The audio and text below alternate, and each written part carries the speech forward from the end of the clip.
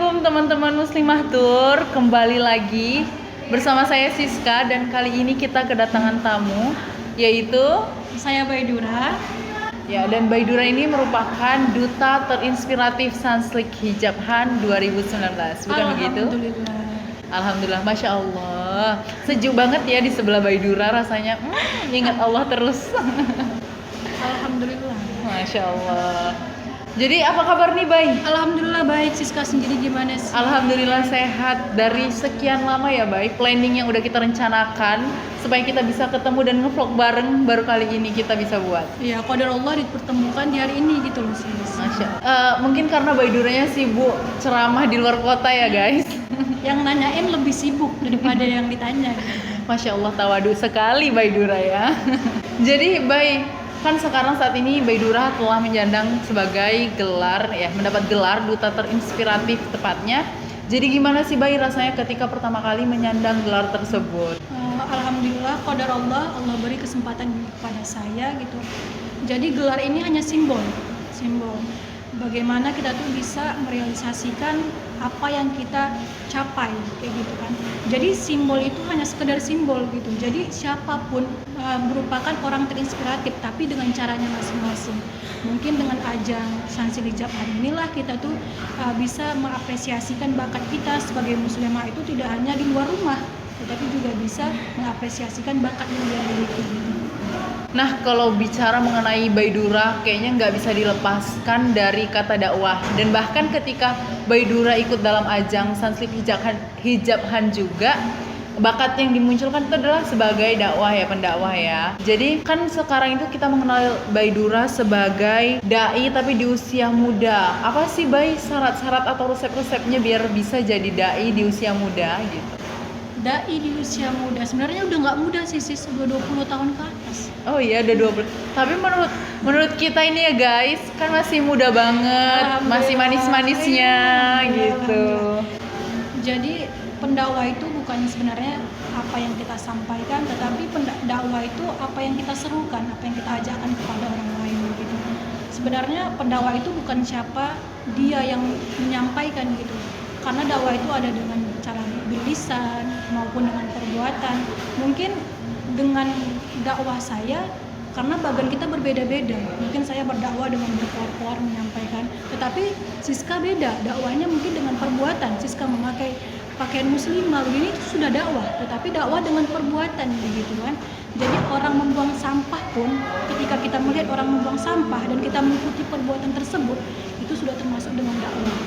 Apabila ada orang yang mengikuti perbuatan kita tersebut. Jadi saya rasa dakwah itu bukan suatu kewajiban saya sendiri, tetapi kewajiban kita sebagai umat muslim gitu. Karena di dalam Al-Quran juga disebutkan ya'muruna bil ma'ruf wa yanhauna 'anil munkar. Sesungguhnya kita tuh disuruh untuk menyuruh kepada kebaikan dan menjauh kepada yang namanya keburukan begitu. Dan saya pernah teringat salah satu peribahasa juga, balighu anni walau ayatan, sampaikanlah kepada saudaramu walaupun itu cuma satu pengetahuan yang kamu ketahui gitu. Kalau misalnya kita mengetahui tentang bahaya tidak menutup aurat, sampaikan begitu. Maupun itu diterima atau tidak, itu urusan belakang. Setidaknya kita telah memberikan peringatan begitu. Iya. Masya Allah, luar biasa ya guys. Dan Baidura kan terkenalnya juga sebelum ini. Jadi guys, sebelum ini Baidura juga pernah memiliki background itu ikut aksi Indosiar. Ya kan Bay? Jadi gimana sih sebelum ikut aksi Indosiar, nggak mungkin tiba-tiba Baidura ikut ujuk-ujuk udah bisa berdakwah, pasti ada background terlebih dahulu. Jadi awal mulanya backgroundnya itu apa sih Bay? Atau ada ikut pesantren kah? Atau memang ada pelatihan dakwah kah? Atau gimana? Qadar Allah, sebelum saya bisa berceramah gitu, saya itu pernah mondok selama 7 tahun. Masya Allah guys, 7 tahun. Jadi saya tua-tuanya di pesantren. Gitu. Jadi 3 tahun saya mondok di Riau, dan kemudian 4 tahun saya mondok di salah satu pesantren di Medan, Sumatera Utara. Jadi di situ background saya berceramah ini mungkin semua orang bisa, tetapi kemauan ini belum tentu semua orang punya gitu. Jadi saya berceramah begitu, awalnya coba-coba. Jadi saya berceramah, coba-coba saya mampu nggak di sini gitu. Karena saya di pesantren juga termasuk orang yang malas atau bandel gitu. Maksudnya bandel dalam arti diri sendiri begitu. Ketika orang ada dulu di pesantren salah satu program itu muhadharah. Jadi muhadharah itu bagaimana kita mendedikasikan diri kita sebagai seorang mubalik atau seorang penceramah gitu dalam 3 bahasa. Mungkin minggu ini bahasa Indonesia, minggu selanjutnya bahasa Arab, dan minggu selanjutnya lagi bahasa Indonesia. Bahasa Inggris. Bahasa Inggris. Bahasa Inggris. Jadi ketika di pesantren itu saya termasuk orang yang tidak aktif, tetapi karena ada salah satu kemauan saya pada saat itu, karena kewajiban yang harus saya jalani, karena di pesantren itu kan wajib muhadharah gitu. Jadi karena tuntutan kewajiban juga saya harus hafal konsep muhadharah tersebut. Jadi mau tidak mau saya harus ceramah gitu. Jadi semenjak itu sudah kelihatan bahwasannya bakat dakwah saya sudah ada gitu. Jadi saya coba-coba ikut salah satu audisi. Waktu itu audisinya di pondok pesantren saya sendiri. Di mana itu, Bay? Di Ar-Raudhatul Hasanah. Pesantren Ar-Raudhatul Hasanah. Jadi pertama saya itu tidak bisa mengikutinya karena saya salah satu bagian dari panitia di situ. Panitia di situ. Jadi saya tidak bisa harus mengikutinya karena tidak diperbolehkan. Jadi karena dorongan dari teman, saya coba-coba. Pertama itu saya hanya tampil itu muqaddimah doang. Muqaddimah. Saya sampaikan muqaddimah, tiba-tiba salah satu juri nunjuk tangan gitu. Udah stop sampai situ. Saya tanya, "Emang kenapa? Apa tampilan saya buruk gitu kan?" Tiba-tiba langsung saya dibawa di salah satu ruangan yang mana saya tuh kayak diinterogasi di situ. Kamu sebenarnya orang apa? Bakat dakwah sudah sejak kapan bisa? Kamu hafal hadis berapa? Gitu. Sebenarnya kemampuan ini tidak ada, tapi karena mungkin dorongan atau kewajiban dari pesantren tersebut, mungkin ini yang membuat saya biasa gitu. Jadi hal yang bisa itu karena biasa. Jadi seperti itu, guys. Tapi baik, kami juga penasaran nih. Kenapa dari sekian banyaknya kayak keterampilan-keterampilan yang lain, contohnya bisa nyanyi atau bisa main musik kah? Tapi kenapa yang dipilih itu menjadi seorang pendakwah gitu? Karena saya rasa memang bakat saya di sini. Karena suara saya nggak cantik sih kalau buat nyanyi. Jadi saya rasa memang bakat saya di sini karena saya memang backgroundnya anak pondok ya. Karena bukan anak pondok itu memang harus jadi ustazah atau jadi penceramah nantinya. Banyak kan anak pesantren itu yang jadi guru atau jadi polisi atau dosen dan sebagainya. Tetapi mungkin jalan orang berbeda-beda. Ketika saya sudah menikmati profesi saya sebagai mungkin pendakwah gitu, saya jalani aja prosesnya gitu. Karena kan dakwah itu memang kewajiban. Mungkin bukan saya aja wajib berdakwah, setiap muslim itu wajib berdakwah.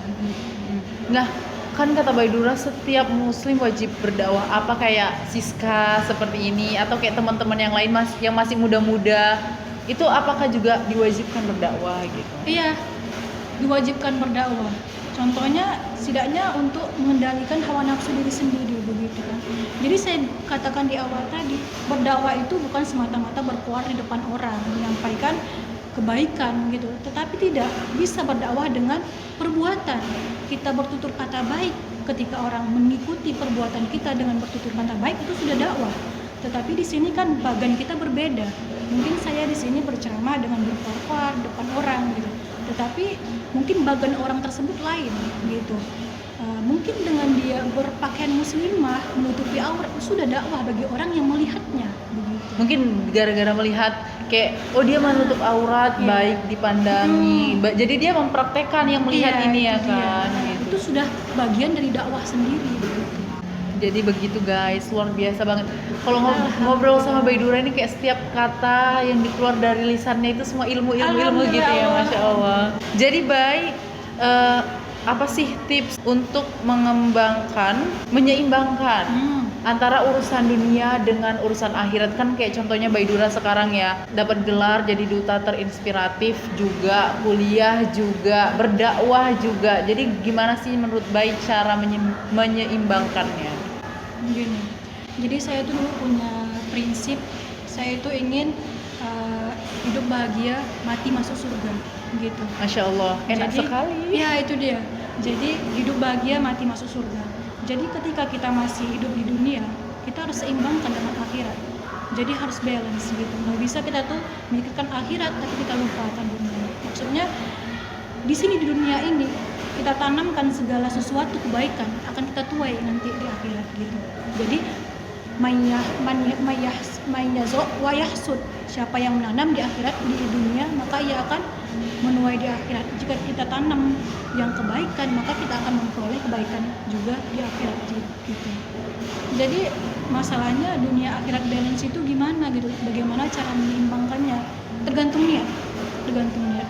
Ketika kita tuh berniat ingin lillahi ta'ala berdakwah di dunia, insya Allah Allah akan balas. Mungkin manusia tidak tahu balasannya, tidak akan membalas, tidak tahu apa-apa, tetapi Allah kehendak di sini. Ketika kita pilih jalan karena Allah, insya Allah Allah akan buka jalan tersebut. Allah akan buka kesuksesan. Jadi jangan takut, ini mikirnya dunia aja, ini mikirnya akhirat aja, dunianya lupa. Seakan-akan dunia ini nggak ada apa-apanya gitu. Jadi punya konsep itu hidup bahagia di dunia, matinya masuk surga.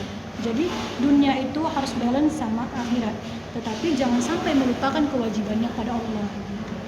Masya Allah, mudah bahagia, tapi masuk surga. Gimana, Pak? Hidup bahagia, mati masuk surga. Insya Allah kita semua Amin, gitu ya amin. guys, amin. Jadi baik, sekarang kan Baidura ini masih di bawah naungan Sanslit Hijabhan, kalau bisa dibilang di bawah tanggung jawab Sanslit Hijabhan. Kan nggak lama lagi seperti yang kita dengar, Sanslit Hijabhan itu bakalan ngadain audisi lagi. Jadi menurut Baidura kira-kira tips-tips apa sih buat teman-teman atau guys yang lain ketika ingin mengikuti Sanslit Hijabhan itu, persyaratannya kira-kira apa-apa aja gitu? Diadakan atau tidaknya kemungkinan bakal ada setiap tahunnya, tapi kita tidak tahu juga ya bagaimana putusan dari televisi itu sendiri gitu. Jadi niat pertama itu tentu niat. Ketika kita sudah niat akan melakukan sesuatu, pasti kita situ ada kekerasan tersendiri bagaimana kita bisa mencapai puncak, agar kita bisa mencapai yang kita mau gitu. Jadi pertama itu niat, karena sesuatu itu tergantung pada niatnya. Apabila niatnya baik, maka akan baik juga. Ketika niatnya buruk, maka dia akan buruk juga gitu. Pertama niat. Yang kedua itu bekali diri dengan kemampuan, dengan ilmu. Jadi kita tuh tidak bisa semerta-merta itu hanya mungkin fisik, harus cantik, harus tinggi, harus pandai bahasa Arab, bahasa Inggris, bahasa lain sebagainya.